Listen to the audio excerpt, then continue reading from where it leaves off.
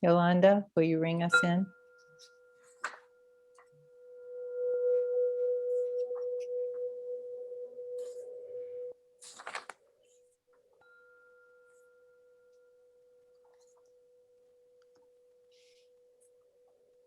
Hi. So today we're here to talk about elder women's circles and some of the grandmothers and women's circles that have touched our lives. When we use the word grandmother, we're not necessarily referring to a woman who has born children and has grandchildren, though many of us are that. We're referring to grandmothers as elders. Each of us has been involved with calling women together, either for a few days per year or meeting monthly. When the pandemic hit, each of us realized meeting together in the same space and time was not possible and moved our circles and gatherings to a virtual format. It was an organic move as each of us wanted to maintain our connections with other women. We're here to share some of what it means for us to sit in circle together with other women and to share our experience in moving in-person circles and gatherings to a virtual platform. So we'll start with a check-in round, and I'm going to ask each of us to place our name in the center of the circle, where you are from, and some of your experiences with calling women's circle. And I'll start, and I'll pick up my talking piece, which is a little cat. Oh, you want to ring the bell, Yoli? Yeah.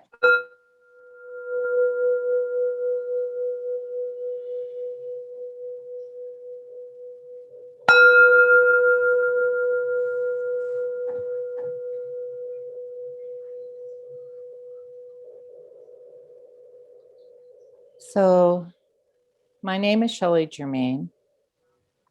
My talking piece today is a colorful cat from Bali, given to me by a sage and healer there. I live in Tucson, Arizona, and I have been involved with the Arizona Council of Grandmothers, for probably off and on for 12 years. And the Arizona Council of Grandmothers is a group of women, elder women, that have come together once a year. We also invite younger women to come and be with us, and fondly calling them grandmothers in training. And and we use the circle format as our primary way of being while we're together. So with that, I'll put my cat down, and Kathie, would you introduce yourself? Yes, I'm Kathie Murtey. I live in Davenport, Iowa.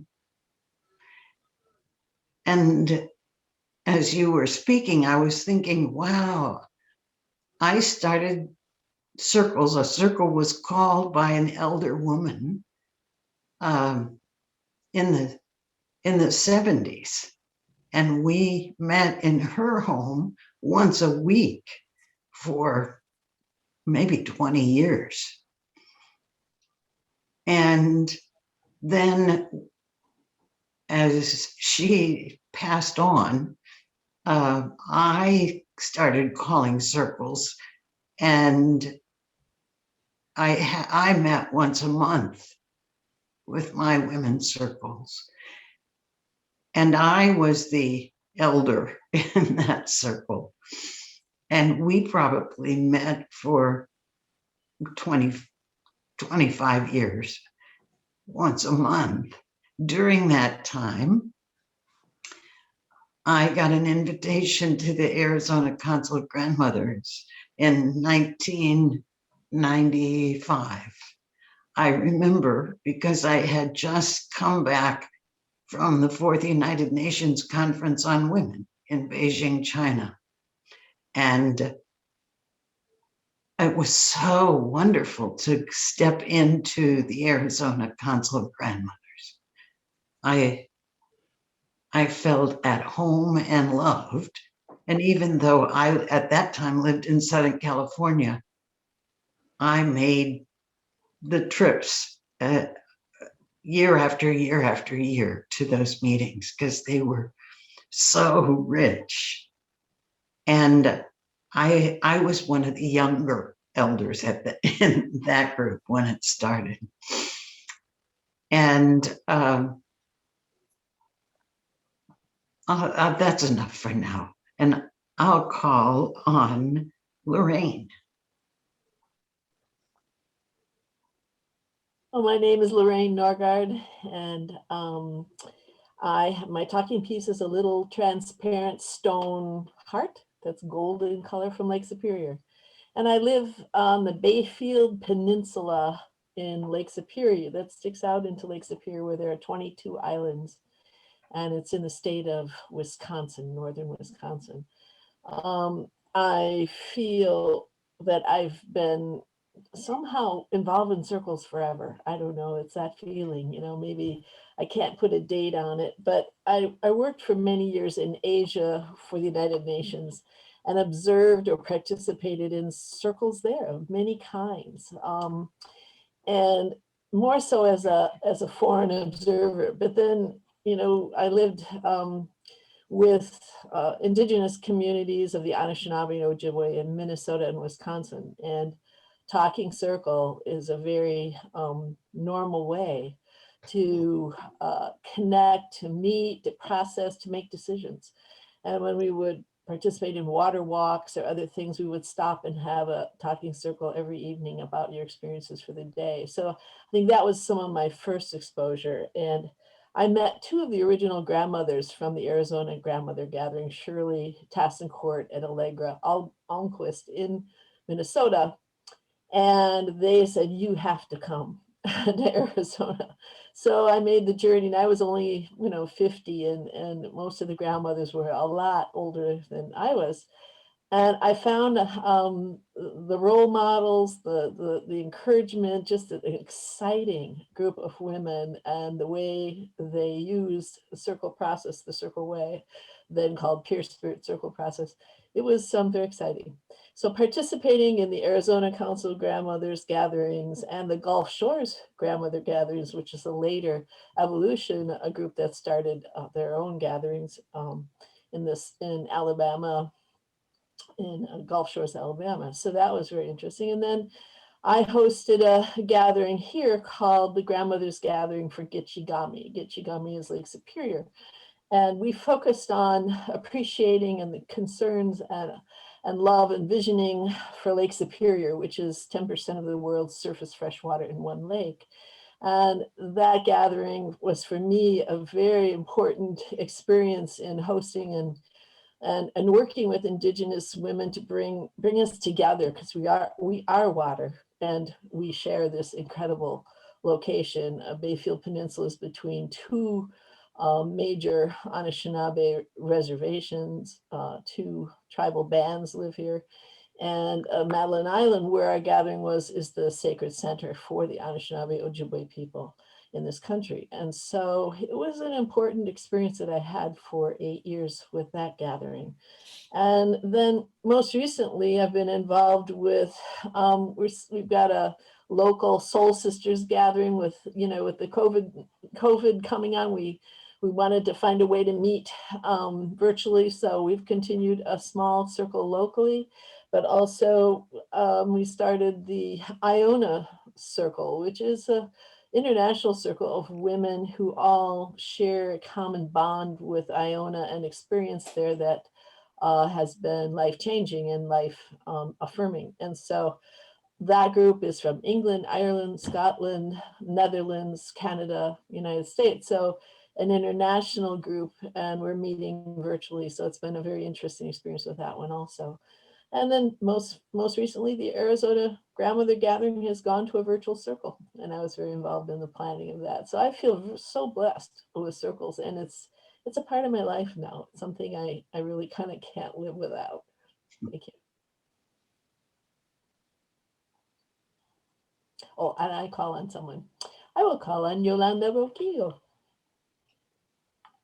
Thank you. Thank you.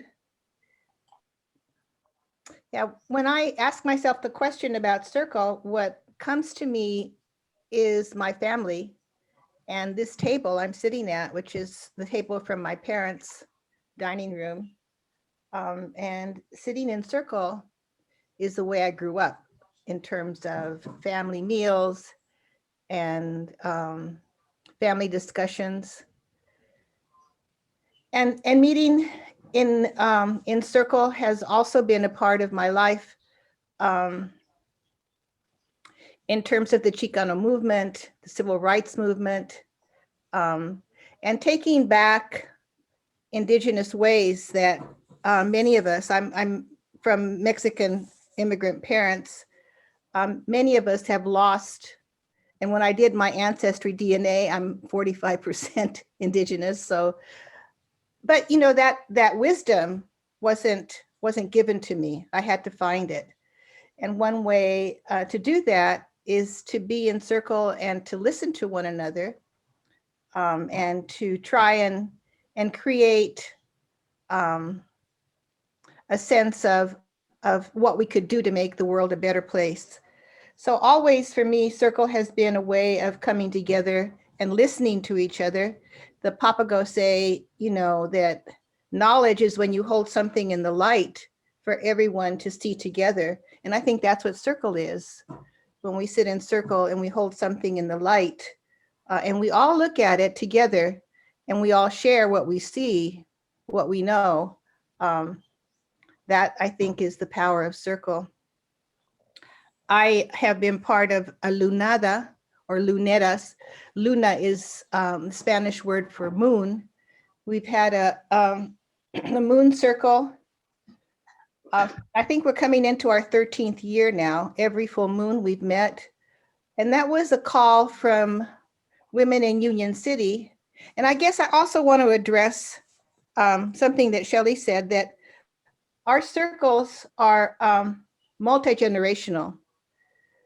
And when we first started the Luneta or Lunada Circle, our elder was Elena, and she was 90, and which I thought was terribly old then. But you know, I'm 78 now, so it doesn't look so old to me. My circle experience and love of circle is the power of being together. And my talking piece is this pair of hands holding a crystal that was given to me by my roommate, who's 31, Erendina. So I think for me, the power of circle is being able to hear each other in ways that is honoring and sacred. I think circles are sacred ways of meeting. Certainly in this pandemic, we have held each other as people have gotten ill. One of our luneras, Lorena, you know, it's a way of praying together also, I think. That's very, very powerful and very supportive. And we know that as humans, we are societal creatures. I mean, we're meant to be together, but to be together in a way that that honors everyone's wisdom. Oh dear.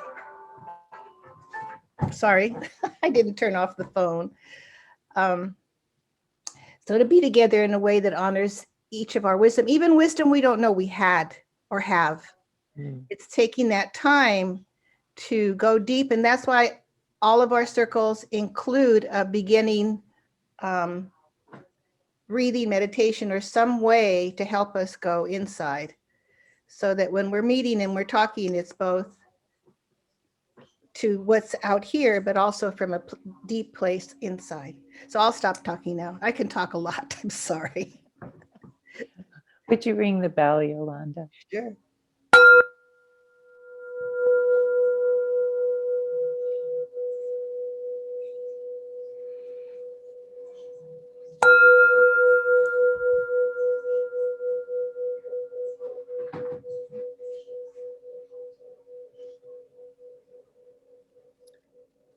So many, yes, Kathy. I failed to hold up my talking piece when it was my turn. And I failed to mention Gather the Women. And I currently host one of they have daily calls internationally. And I host one of the days. Thanks.